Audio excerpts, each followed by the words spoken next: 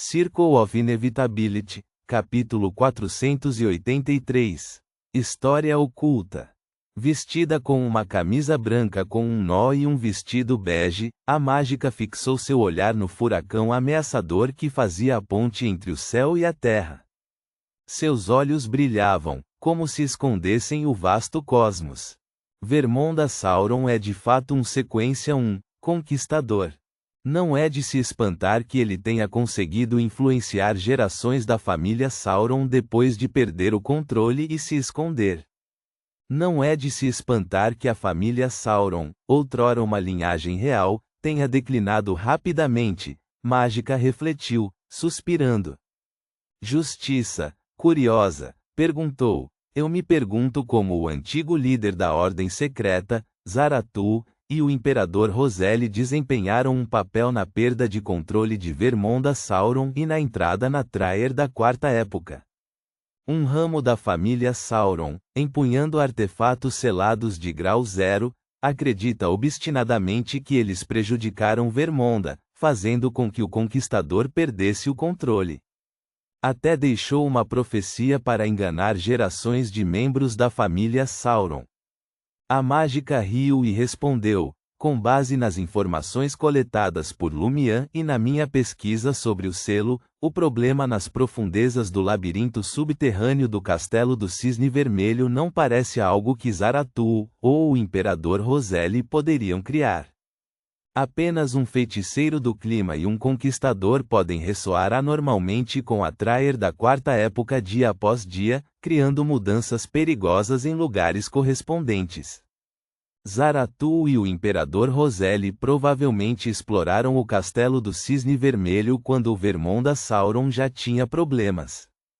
Enquanto falava, a portadora da Carta dos Arcanos Maiores do Clube de Tarot desviou o olhar do furacão que analisava o mundo e se concentrou na Traer da Quarta Época, envolta em uma fina névoa cinza. A luz das estrelas em seus olhos permaneceu, como se ela buscasse algo para apontar seu próximo alvo. Ela não parou abruptamente e se envolveu em uma conversa em um momento crucial. Justiça assentiu em concordância e comentou: se fosse eu, não me aventuraria mais em Traer depois de me tornar um anjo para minimizar a influência anormal que o subterrâneo poderia ter sobre mim. Vermonda Sauron desconsiderou perigos ocultos e ficou no Castelo do Cisne Vermelho por um longo período. Ele deve ter tido um forte desejo por algo na Traer da Quarta Época. A família Sauron não construiu o Palácio do Bordo Branco fora de Traer?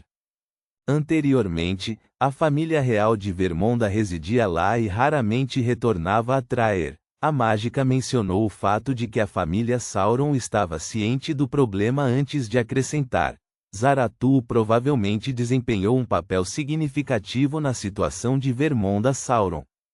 Como você sabe, ele é um arcanjo do caminho do vidente. Sem sua assistência, não teria sido fácil para Vermonda Sauron, mesmo como um conquistador, criar um vazamento no selo. Ele entrou na Traer da Quarta Época após perder o controle.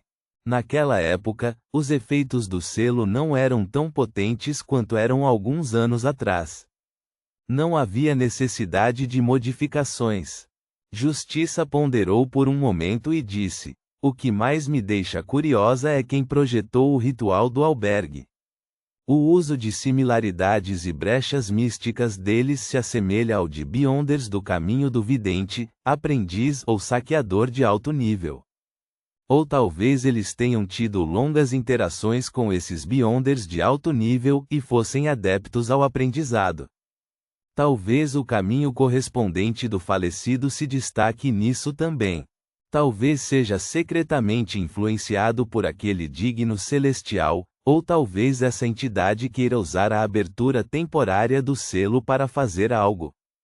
Como você sabe, a Ordem da Cruz de Ferro e Sangue costumava acreditar nele. É muito fácil para ele nos enganar, a mágica refletiu, incerta sobre a verdade. A luz das estrelas brilhava em seus olhos. Ela achou difícil observar e determinar a situação na fina névoa cinza.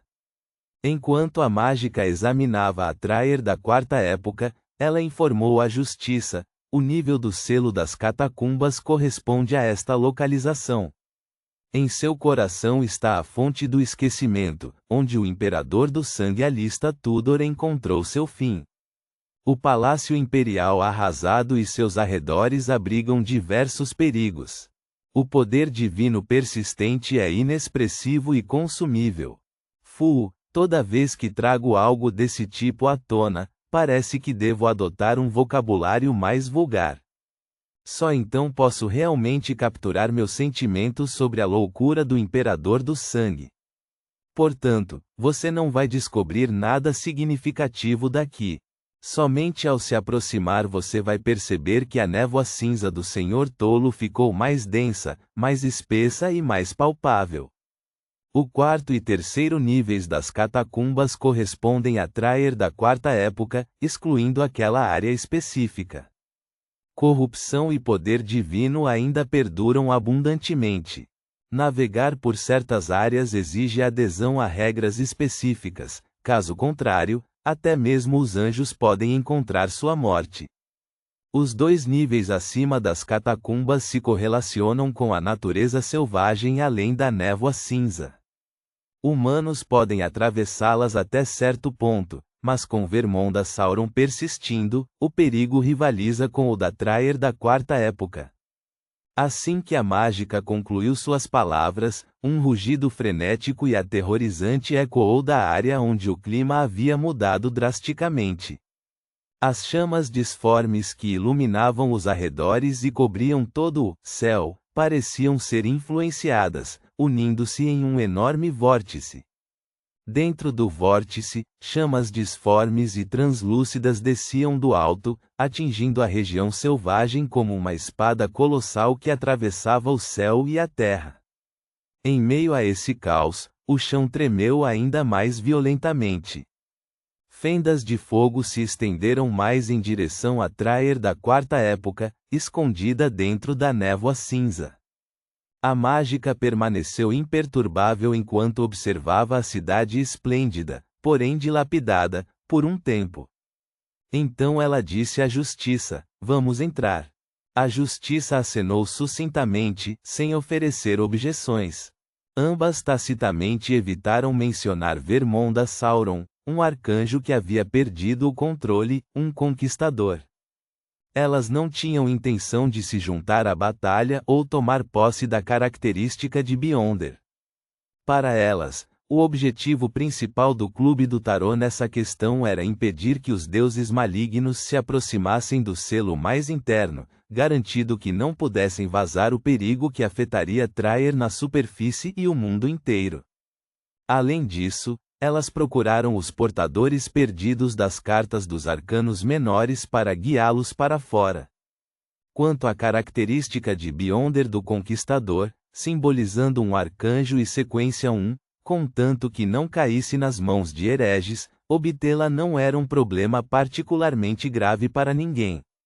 A mágica não se importava em observar e, se a oportunidade surgisse, roubar os ganhos. No entanto, ela não era uma Beyonder de alto nível do caminho do saqueador capaz de se dividir e participar de todos os campos de batalha.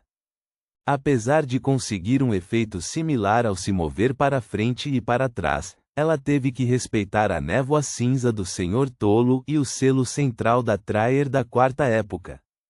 Restrições correspondentes estavam, sem dúvida, em vigor. A luz das estrelas floresceu, e a mágica e a justiça desapareceram.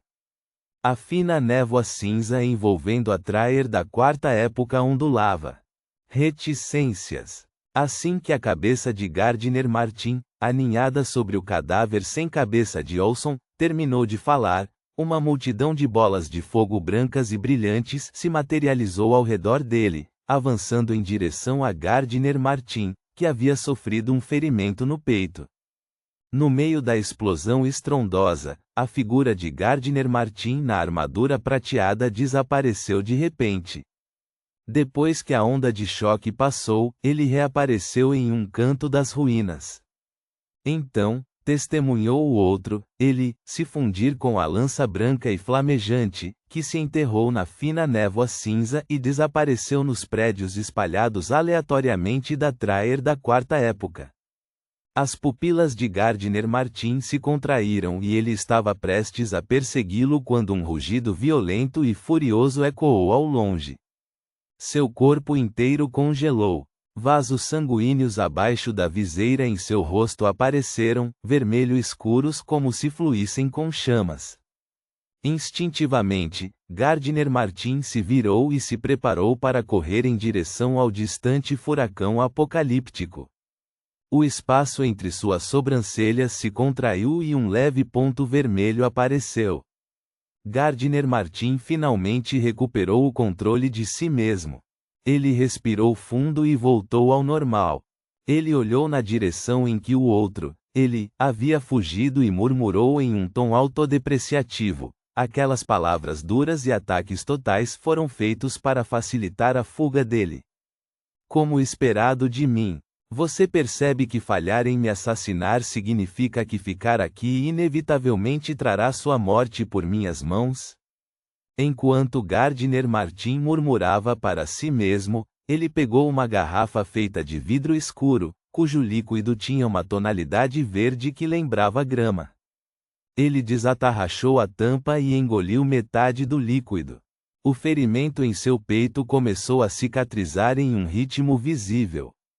Era um agente de cura criado por uma madame dos perseguidores da noite, obtido por Gardner Martin através de Philip. Philip, que havia unido vários cultos de deuses malignos, não tinha escassez de itens semelhantes, mas sob o furacão de luz, os frágeis recipientes se quebraram. Depois de guardar a metade restante do líquido na garrafa, Gardner Martin, vestido com uma armadura corporal completa branco-prateada, aventurou-se na fina névoa cinza e na Traer da quarta época. Reticências. Na cobertura de uma rua estreita, atrás de um prédio desabado, Franca sibilo concordando com a conjectura de Lumian. Isso mesmo. Esta é uma verdadeira relíquia de uma guerra divina, e é ainda mais perigosa. É inteiramente possível que a cidade inteira esteja cheia de doenças. Ela suspeitava que quanto mais perto chegasse do lugar onde o imperador do sangue alista Tudor havia encontrado seu fim, mais peculiares e horripilantes as doenças se tornavam. Algumas pareciam ter brotado de cadáveres em decomposição de divindades. Ignorando Beyonders de baixa sequência cujos corpos não diferiam fundamentalmente dos humanos comuns, até mesmo santos e anjos provavelmente sucumbiriam à doença e pereciam. Franca parou por um momento antes de sugerir a Jenna: por que você não dá a estatueta preta para Anthony? Pode ser perigoso para você segurá-la, e ele pode usar esse item para criar sua própria substituição por espelho, aumentando efetivamente suas chances de sobrevivência. Franca não conseguia se livrar da sensação de que não era uma decisão sábia para uma demônia como Jenna possuir uma estatueta de demônia primordial, fosse ela a verdadeira ou a versão espelhada. Sem esperar pela resposta de Jenna, Lumian falou com uma voz profunda: é melhor que Jenna segure. Ela tem a moeda de ouro da sorte. É verdade. Assim que Franca terminou de falar, ela de repente ouviu um sino não muito longe. Parecia a campainha de uma bicicleta, porém era mais clara e soava por mais tempo. Ponto.